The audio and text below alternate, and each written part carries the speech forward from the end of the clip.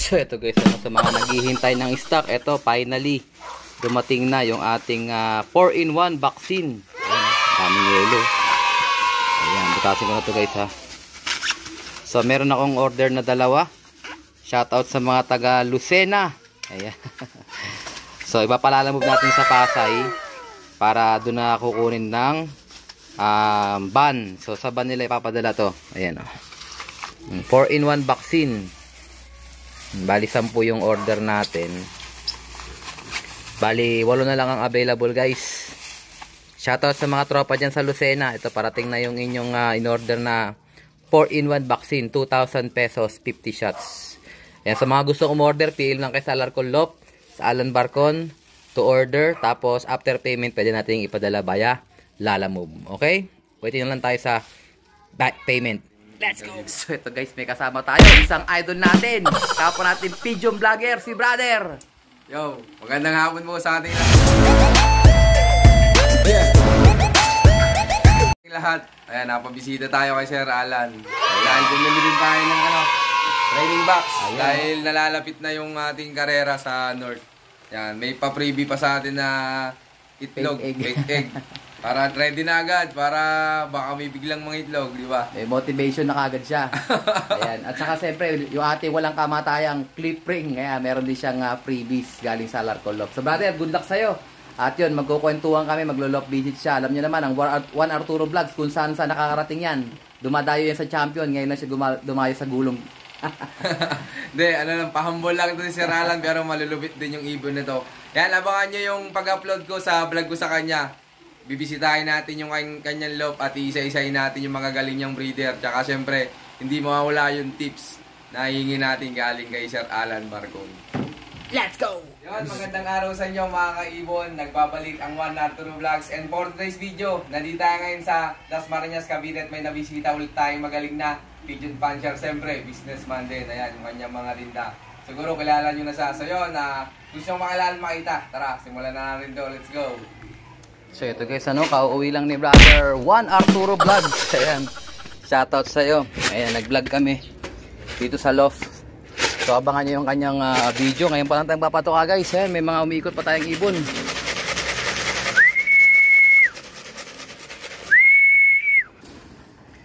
Ayan. So taga Kalamba pala siya. Pero taga Pangil siya nakatira. So sa Kalamba nangungupahan lang pala siya doon. Wait lang, kuskusan ko lang ng konti itong kanilang guys, Ayan, liligaw ko muna sila. Oh, dito na tayo. Mauta kayo Ayan guys, kinuskusan ko muna. Ayan, shoutout natin brother Juan Arturo Vlogs. Ayan, kakauwi niya lang. So, di pa tayo nakapagpatuka. Galing tayo kanina kay brother Aaron Claudio. Nag-replace tayo ng mga ibon. Bagay ibon lang pala, isang ibon lang pala yun. Namatay yung isang entry ng tropa natin, si brother Ador Parocha. So pinilitan ko. Ayan. So ito, nagparonda rin kami ni brother Juan Arturo. Ayan, ngayon lang to pinapasok. Ayan, so ganyan lang tayo patuka guys, para at least na-master nila tayo. Tsaka bumili din siya sa atin ng training box. So matagal na talaga tayong planong bisitahin. Ayan, natuloy din, awa ng Diyos. Nagkita rin kami. So kapwa natin vlogger yun, kaya tropa din natin yun. Ayan, nagbigay din ako dito ng guys, ng all-in-one grits. Ayan, all-in-one grits. Ayan, gusto rin nila yan guys, tinan nyo. So ginamitan ko siya ng auto feeder.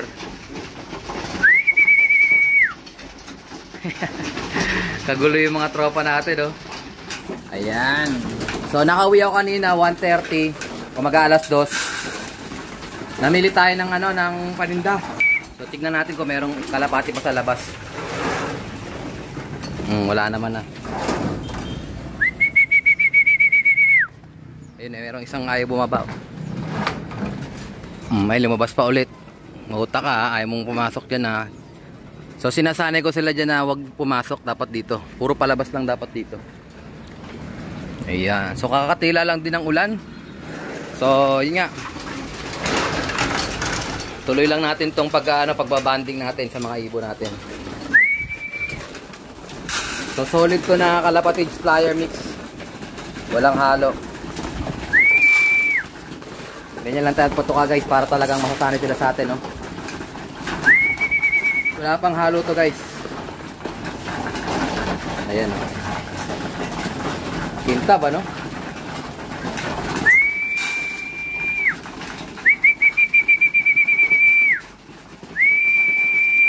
Kakagulo sila. Okay guys, tumaya ulit. Let's guys, go! Yung ating papatuka sa mga panglaban natin. Loading night tonight. Bali, ang bitaw is Pinamalayan, Mindoro. Pinamalayan, tama? So, kalahati lang nito. Papakain natin sa mga warriors natin na panlaban. Ayan. Ito, ayaw pumasok, oh. Ayan, ibon ni Brother Jericho yan. Nerkot. Ito yung mga bagong akyat, oh. Ayaw pa sumali, oh. Ayan. Mga bagong akyat yan. Ito mga ano na, tigulang na. Makikipagbakbakan na.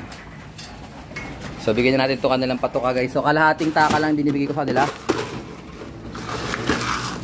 Ayan o, kung nagutom mo. So jeta lang sila guys. Kalahati lang yan. Kasi 5 na lang sila eh. So sana umuwi sila at mag-clock. Medyo malaki yung talon nun guys. Ayan, lulod natin sila sa CSWRPC. Second lap. Ayan o. Lakas kumain no. So may mga sticker pa yung mga late comers yan. Ang na-clock ko dyan, si Opal at saka si White Flight. Kaya nakuskus na yan. At saka to si ano, si Extra Bagwis. O yan, yung dalawang yon hindi ko sila na-clock. Ayan. Pero okay lang kasi pare-parehas naman silang butas. Butas ng first lap. O yan, sana mag-clock sila sa second lap guys, ano? May pag-asa pa rin naman yan. Basta hanggang dulo tayo, clock. Sige, banat mga tropa. So ganun din ang procedure natin pagka loading night. Bigyan natin sila ng digestion plus at saka ng calci plus. Ayan. Victory products tayo. So malapit lang naman kasi yung Pinamalayan. Ang problema kasi doon, maliit lang yung oras kasi nga malapit. So ganun yun guys, mabilis lang mag-cut off. Yun ang problema doon. Kaya kailangan yung mga ibon natin is mabilis silang makauwi. So kaya jet ako sila, baka mabigat sila kaya di nagka-clock eh. Nauwi naman. So nabawasan na to nung nakaraan kasi 6 sila. Nawala si ESM. So kung napansin nyo, basang-basa siya, baka hindi yun natuyuan. Hindi siya natuyo. Kaya siguro hindi siya nakauwi. Pero galing na ng ano yun eh. Kung di ako nagkakamali, tinigil ko yun ng Sorsogon. O, kapalaran talaga niya na mawala. Batangas, Punta Verde, malapit lang yun, 85 kilometers, pero nawala siya. Ibig sabihin lang, baka na-disgrasya siya, nahuli siya. Okay, sana makauwi pa rin kahit late. Para at least, mayroon tayong susunod na laban para sa kanya. Okay guys, mamaya ulit. Mamaya, bibigyan ko sila ng Victory tsaka Calci Plus. Ito guys, meron tayo na dakma, oh. Bagong dakma lang yan eh, yung kulay pink na sing-sing na yan. Baka sa inyo yan, oh. May sipon din siya kaya sinama ko sa mga sipunin. Okay, pero yung sa atin magaling na. Pero hindi ko pa inahalo dun sa mga panlaban natin. Ito, bagong dakma lang to guys. Yan oh, lakas kumain oh. Baka sa inyo yan, 6072176 yung sing-sing. 602-176 yung kanyang ring band number. May sipon, ayun oh. Basa yung mata niya. Yan, PHA 2024. Hindi sa atin yan. O yan, baka sa inyo yan guys. O, bagong dakma lang yan. Mainit-init pa. Lakas kumain ng mga sipunin natin, no? So malapit ko na rin silang isama dun sa mga tropa natin. Pero iniintay ko pa talagang matuyo talaga yung kanilang mga mata. Ayan. Master Trupil, shoutout sa'yo. On the way na daw tong stock natin kasi pansinin nyo. 30 lang yung laman yan. Ayan o, ilan na lang stock natin, 4. So binigyan ko na sila kanina tigi-isa. Kaya bilis maubos tong ano natin.